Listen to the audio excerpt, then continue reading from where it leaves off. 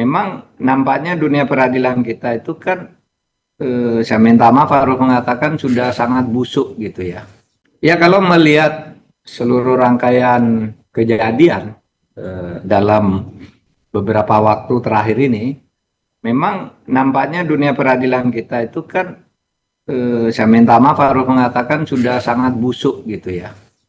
Di mana-mana selalu terjadi korupsi, terutama kalau menyangkut kasus yang korupsi. Jadi korupsi itu menimbulkan korupsi baru justru di pengadilan. Jadi oleh sebab itu saya terus terang tidak tahu lagi ya, untuk mengatakan harus direformasi. Ini kan sudah produk reformasi. Jadi di awal reformasi itu kita menjadikan hakim itu sebagai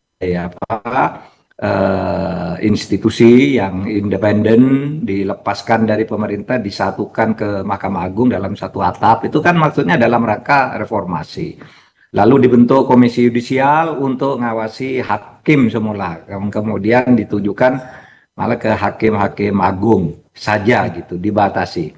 Dan beberapa waktu terakhir ini lalu yaitu kasus demi kasus bermunculan, dan itu semakin sangat mengerikan karena permainannya itu melibatkan bukan hanya lagi perseorangan oknum yang diam-diam, tapi kalau melihat kasus terakhir ini kan sudah melibatkan banyak orang di sebuah instansi. Nah, untuk itu saya lebih melihat pada politisnya. Itu rupanya sih Kejaksaan Agung ini sekarang bagus ya. Langkah-langkahnya yang terakhir ini relatif bagus dan mungkin menjadi yang paling tidak saat ini menjadi yang terbagus di antara penegak hukum yang lain dengan temuan-temuan dan langkah-langkahnya. Meskipun sebenarnya kita tahu kalau Kejaksaan Agung itu diberi keleluasaan yang lebih gitu, saya kira lebih banyak lagi yang akan ditemukan. Karena saya melihat Kejaksaan Agung sendiri pada tahap tertentu tidak berani lanjut ya. Paling yang tertangkap pertama aja atau tertangkap tangan, lalu yang di atasnya lagi tidak dilanjutin.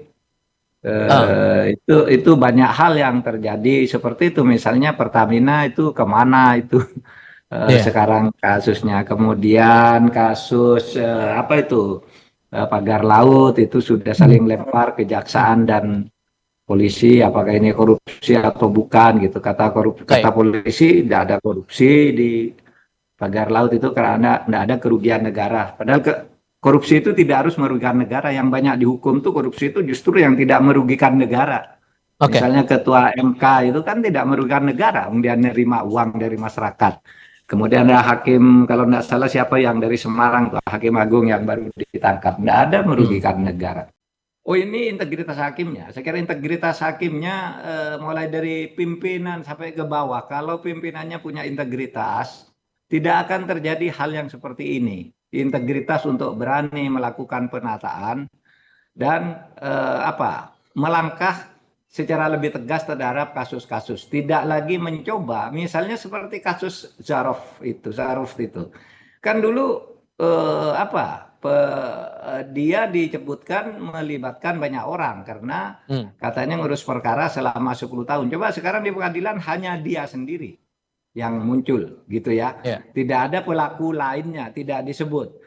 Nah, menurut saya, menurut analisis teman-teman ini banyak kemungkinan tuh banyak yang masih disimpan oleh Kejaksaan Agung. Dan Mahkamah Agung sekarang mungkin banyak kartu-kartu trufnya yang dipegang oleh Kejaksaan Agung, dan itu mungkin akan terus dibuka ya, sedikit demi sedikit. Gitu kira-kira kalau analisis.